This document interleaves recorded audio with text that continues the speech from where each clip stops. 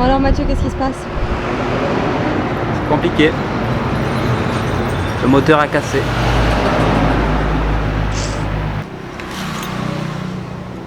Le moteur est cassé, ça fait 3 heures qu'il répare. On va arriver à la nuit.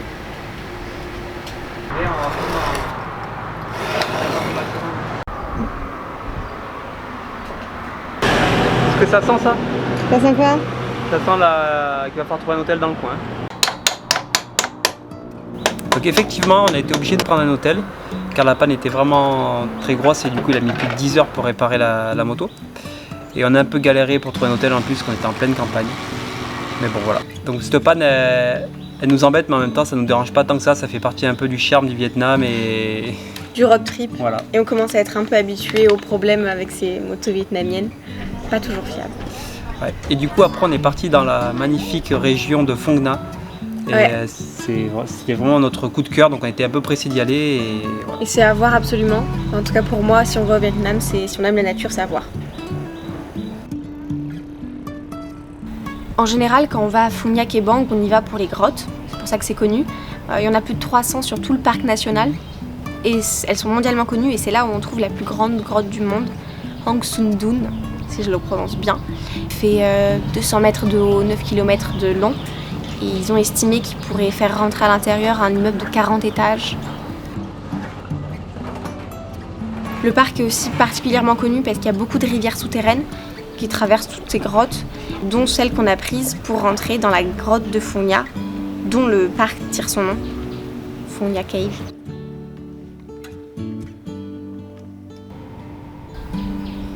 Tout l'ensemble de ces grottes et du parc national font partie en fait d'une grande chaîne de montagnes qui remonte, en gros qui suit la frontière du Vietnam avec le Cambodge et ensuite le Laos, donc ça remonte un peu vers la Chine. Ça s'appelle la chaîne anamitique, si vous voulez connaître le nom. Et à ce niveau-là, au niveau du parc national, c'est un massif karstique. Donc le karst, c'est une roche calcaire. Voilà, pour les curieux. Et ce massif karstique, c'est le plus vieux d'Asie, un des plus grands du monde. Et en fait, l'ensemble aurait 400 millions d'années, à peu près, selon les experts.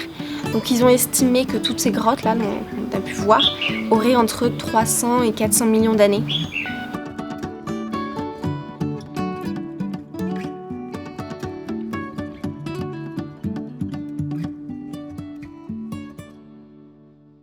Bon, aujourd'hui on est encore dans le parc national de Phong Nha.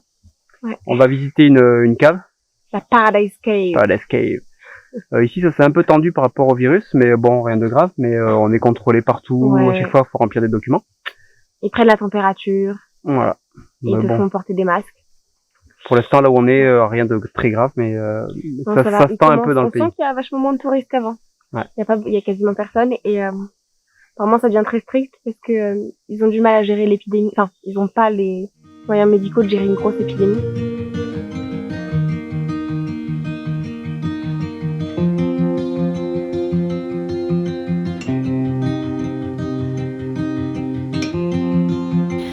Les locaux nous ont dit plusieurs fois que c'est la plus belle grotte du parc parce qu'il y a beaucoup de concrétions différentes. C'est comme ça qu'on appelle tout ce qui est stalactite, stalagmite, etc. Et elle a été découverte il y a à peine 10 ans.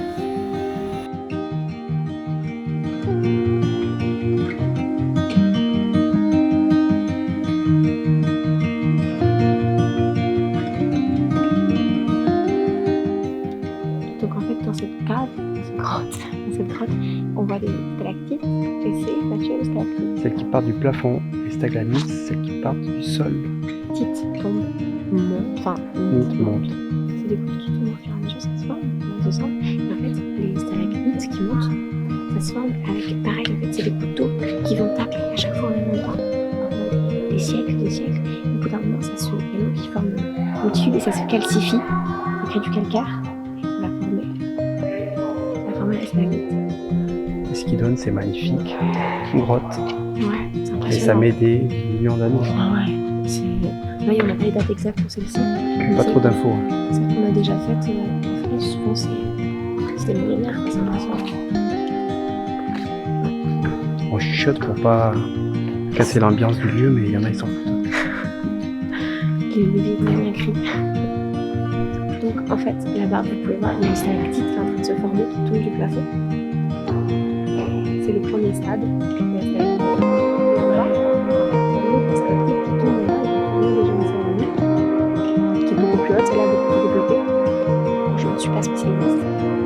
vieilles. Et en fait, au bout d'un moment, dans quelques millénaires, elles se rejoindront. Bon, on a vérifié quand elles se rejoignent, ça s'appelle une colonne ou alors un pilier stalagmitique.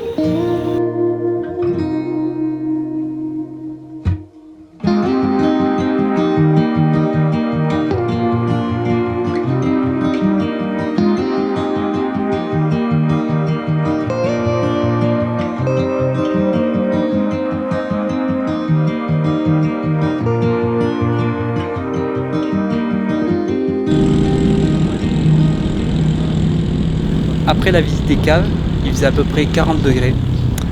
Donc vous imaginez qu'on en a profité pour aller faire une petite baignade.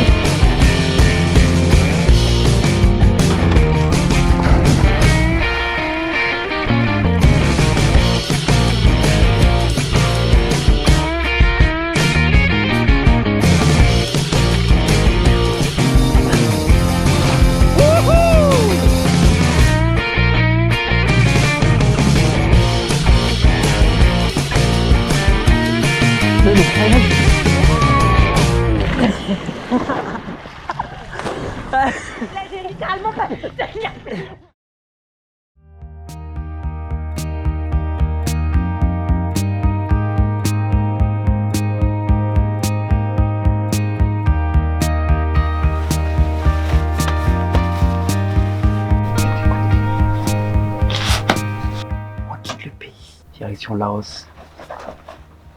C'est un peu improvisé, du coup on finit par le Vietnam. C'est un peu triste. On n'a pas trop le choix. Hein, Julie? Dégoûtée. Mais ça va, on est quand même en voyage, c'est quand même cool.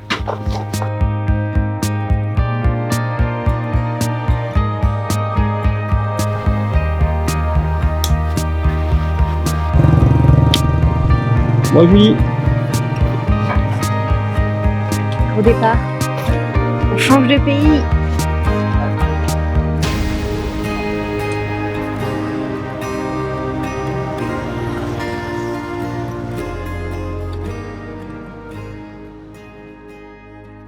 Bon, comme vous l'avez compris, ça y est, on quitte le Vietnam. Ouais. Donc un peu à contre-cœur, vraiment un gros contre-cœur même. Du coup, on va vous expliquer un peu pourquoi, comment. Pourquoi? Déjà, c'est parce que la situation commençait à devenir un petit peu compliquée. On n'a pas du tout été obligé de partir, mais tous les endroits touristiques fermés, surtout dans le nord, parce que pour gérer l'épidémie, dès qu'il y avait quelqu'un qui était qui avait le Covid, merci, ou alors qui était suspecté d'avoir été en contact avec quelqu'un qui l'avait, tout était mis en quarantaine, tout était fermé. Et du coup, c'est devenu très strict. Et tous les étrangers, surtout les Européens, commençaient à être un peu mal perçus, un peu surveillés. En tant que Français, on a été contrôlés plusieurs fois, un peu plus que d'autres. Oui, le regard des gens a un peu changé, dès qu'ils nous voient, ils se cachent, bon, ce qui est normal, ce qu'on comprend. Oui, ça commençait à devenir un peu pesant pour nous et on a vu qu'au Laos, c'était plus détendu, que c'était moins tendu, entre guillemets, pour les voyageurs. Du coup, on a essayé de changer de pays. Ouais. Voilà, ça s'est fait en urgence. On avait déjà prévu d'aller au Laos dans un mois et demi, après avoir fait le nord du Vietnam, mais là, du coup... On a raccourci l'échéance. Comme on n'était pas loin d'une frontière, c'était le moment ou jamais. Ouais, on a profité. Et du coup, ces images ont été tournées il y a un mois et demi. Ouais. Du coup, ça fait un mois et demi qu'on est entre guillemets presque en confinement. Enfin, on a commencé déjà, mais là, c'est officiel, on est confiné au Laos, tout le monde. Ouais. Bon, du coup, on n'a plus de vidéos sur le voyage, parce que là, on a tourné ça il y a un mois et demi, et depuis, on a quasiment rien vu. On n'a rien fait, de toute façon. On a roulé un peu dans le Laos, voilà, pour aller jusqu'à la capitale, c'est tout. Du coup, on profite de ce temps-là pour préparer d'autres vidéos assez différentes. On va faire des petites vidéos thématiques sur le voyage, sur le road trip.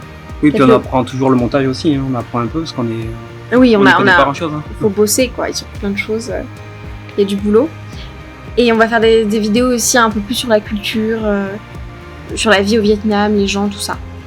Bon, en espérant que vous ayez aimé ces 5 vidéos qui vous présentaient un petit peu notre itinéraire du sud au centre, du coup, du Vietnam.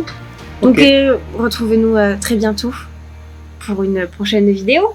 Et n'oublie pas de liker, de Et de commenter partager. et de s'abonner parce qu'il n'y a pas assez de gens qui regardent nos vidéos.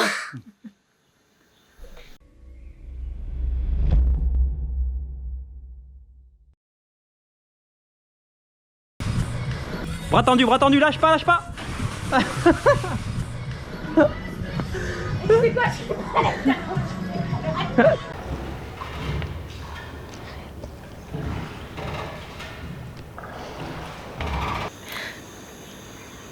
On a l'air con. Hein.